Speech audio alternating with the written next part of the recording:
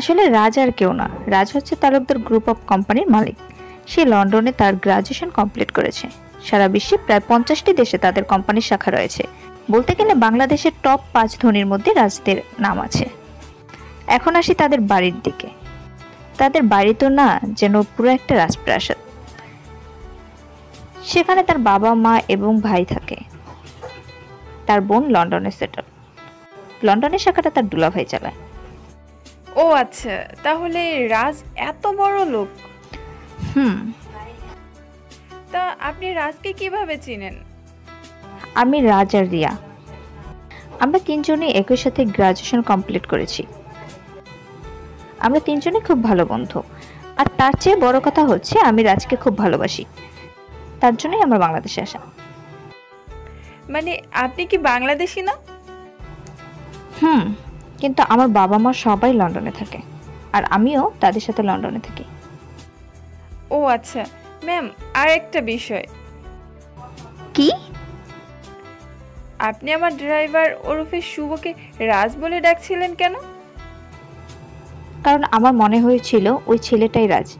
তার মুখটাও আমি ভালো করে দেখতে পাইনি। ও আচ্ছা। তারা এই বলে আরো কিছুক্ষণ কথা বলতেছিল। আমি আর রিয়া ঘোরাঘুরি করে আবারও কলেজের ক্যাম্পাসে চলে আসলাম। তখনই রিয়া লিজাকে কল করলো। হ্যালো আপু, বলো। কি রে, কই তুই? এই তো, আমি আর তোমার বেস্ট ফ্রেন্ড ওরফে জান্নাত ম্যামের সাথে ক্যান্টিনে আছি। তোরা থাক, আমি আসতেছি। এই বলে রিয়া কলটা কেটে লিজাদের কাছে চলে গেল। ওখানে গিয়ে জান্নাতকে বলতে লাগলো, সরি রে, তখন তাড়াহুড়োতে ছিলাম, তাই তোর সাথে কথা বলতে পারি নাই। প্লিজ রাগ করিস না। আরে কিসের রাগ? আমি তো কোনো রাগ করিনি। ও তাহলে তো ভালোই। আচ্ছা চল। কোথায় যাবো? কেন, আমাদের বাসায় আজ সারাদিন গল্প করব। আজ যাবো না রে, পরে একদিন যাবো। লিজা, তুমি গিয়ে গাড়িতে বসো, আমি তোমার ম্যামকে নিয়ে আসছি। আচ্ছা। এই বলে লিজা চলে গেল গাড়ির দিকে। জান্নাত, তোর সাথে আমার কিছু কথা আছে। কি বলবি বল। খুবই গুরুত্বপূর্ণ কথা, মানে রাজের বিষয়। রাজের বিষয় মানে? তা আমি বাসায় গিয়ে বলবো। আর প্লিজ তুই গাড়িতে গিয়ে ড্রাইভারকে কোনো কথা বলবি না। ঠিক আছে, কিন্তু কেন? কারণ শুভই রাজ। কি কি কি বলছো তুই? আর বাকিটা না হয় বাসায় গিয়ে বলি। আচ্ছা চল। এই বলে জান্নাত আর রিয়া গাড়িতে গিয়ে বসলো। জান্নাত তো এক ধ্যানে আমার দিকে তাকিয়ে আছে, যেন আমি কোনো এক আসামি। আর সে যদি আমার থেকে চোখ সরিয়ে চালাতে লিজাদের বাড়িতে চলে আসলাম। এরপর লিজা চলে গেল, আমাকেও নিয়ে গেল তাদের সাথে। এরপর এ টু জেড সব বললাম, কেন আমি এখানে এসেছি, কতদিন ধরে এসেছি, এইসব। আমাদের কথা শুনে জান্নাতের মাথায় আকাশ ভেঙে পড়ল। সে আর কোনো কথা বলতে পারছে না। প্রায় 10 মিনিট পর জান্নাত বলে উঠল, রাজ। কি? রিয়া যা বলছে তা কি সত্যি? কিন্তু আমি যে তোকে খুব ভালোবাসি। আমি তো সেই দিন তোমাকে বলেছিলাম আমি শুধু তোমাকে আমার বন্ধু ভাবি, আর কিছু না। আমার মাঝে কিসের কমতি আছে? কোনো কিছুই নাই। তুই দেখতে সুন্দর, তোর বাবার অনেক টাকাও আছে, তবুও আমি তোকে শুধুমাত্র আমার বন্ধু ভেবেছি, আর আজীবন তোকে আমার বন্ধুও ভাববো। বুঝছি। তো বুঝলে ভালো। খুব ভালোবাসছো ওকে। নিজের চাইতেও বেশি। দোয়া করি তোদের ভালোবাসা যাতে পূর্ণতা পাক। আসি রে, খুব ভালো থাকিস। কান্না করতে করতে চলে গেল। তার চলে যাওয়ার একজন দেখছিল, আর সে আর কেউ না, সে হলো লিজা। লিজা জান্নাতকে দেখে বলে উঠল, ম্যাম আপনি কান্না করছেন কেন? না তেমন কিছু না। কি হয়েছে ম্যাম, বলেন প্লিজ। বলছি না, কিছু হয় নাই। এটা বলেই চলে গেল। আর লিজা জান্নাতের চলে যাওয়ার দিকে তাকিয়ে আছে এক দৃষ্টিতে।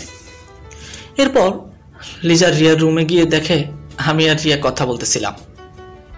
আমাদের সাথে কথা বলা দেখে লিজা তো অগ্নি দৃষ্টিতে আমার দিকে তাকিয়ে আছে। আর রিয়া লিজাকে দেখে বলে উঠল, কি কিরে, কিছু বলবি নাকি? ম্যামের কি হয়েছে? কান্না করছে কেন? তেমন কিছু না। এই ছোট লোকের বাচ্চা, তুই এখানে কি কর? ম্যাডাম আসলে রিয়া ম্যাডাম আমাকে ডাকছিল, তাই আসছিলাম আর কি। এখন কাজ শেষ হয়েছে? জি ম্যাডাম, হয়েছে। তো এখানে কি করো? এই তো যাচ্ছি ম্যাডাম। যা তো, দাঁড়িয়ে আছো কেন? আমি চলে যেতে লাগলাম, তখনই লিজা বলে উঠল, এই শুভ, তোর 7 দিনের ছুটি। কেন ম্যাডাম? এই 7 দিন তোর কোনো কাজ নেই তাই। ম্যাডাম এতদিন? আসলে আপনারা তো বুঝিনি নিজের ভালোবাসার মানুষকে এতদিন না দেখে থাকতে হবে। তোকে 7 দিনের ছুটি দিয়েছি, আর এই 7 দিনে যাতে তোর এই মুখটা না দেখি তাই। আমি চলে আসলাম, গাড়িতে উঠলাম, তখনই আমার এক বন্ধু কল দিয়েছে। কি খবর তোর? দোস্ত, আজ সন্ধ্যা একটা পার্টি আছে, চলে আসিস। অনেকদিন তো হলো আমরা আড্ডা টাড্ডা দেই না। ও আচ্ছা, বুঝতে পারছি। তো কোথায় আসবো? এরপর রাজু ঠিকানা দিল। কিছুক্ষণ পর বাসায় চলে আসলাম, এসে ফ্রেশ হয়ে কিছুক্ষণ ঘুমিয়ে নিলাম। সন্ধ্যায় রাজুর দেওয়া ঠিকানায় চলে গেলাম। ওখানে গিয়ে দেখি সব বন্ধুরা আগে থেকেই হাজির। কি দোস্ত, কি খবর তোদের? কেমন আছিস তোরা? আমরা সবাই ভালো আছি। এবার বল তোর কি খবর? তুই তো আমাদের ভুলেই গেছিস।